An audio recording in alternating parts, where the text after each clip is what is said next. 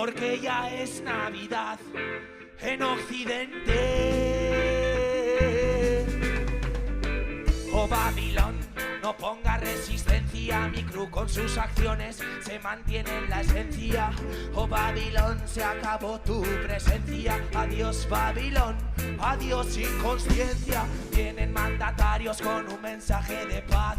Ya viene corriendo, ya se acerca Navidad. Guasen, Aita, Guasen, Alto y Saras. Hay que ir a comprar, saca la Mastercard. Ponte en la cola, prepárate a pagar. El Corte Inglés te dice toma felicidad. Consumismo mortal presente en tu ciudad. Esto es libertad, feliz Navidad.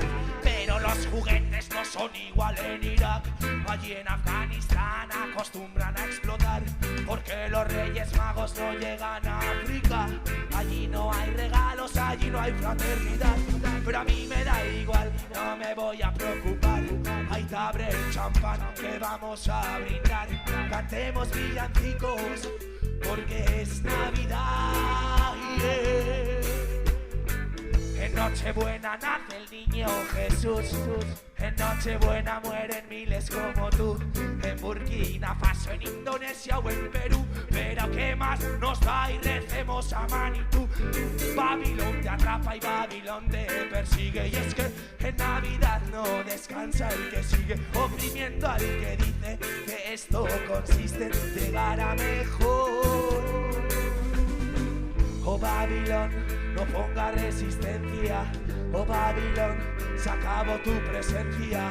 Mi crew con sus acciones se mantiene en la esencia.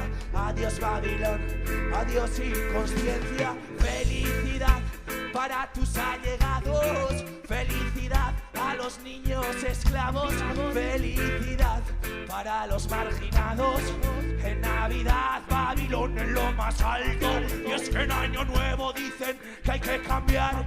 En Año Nuevo las leyes no cambiarán. En Año Nuevo la pobreza sigue igual. En Año Nuevo todo. Y es que la Navidad es mentira, falsedad, sátira de la felicidad. La criminalidad sigue igual en tu ciudad. Los ricos que se forran y los pobres sufren más. Esto es tan simple como ver que mientras nosotros nos viciamos a la Play, mueren miles por no poder comer. Mueren miles por no poder comer.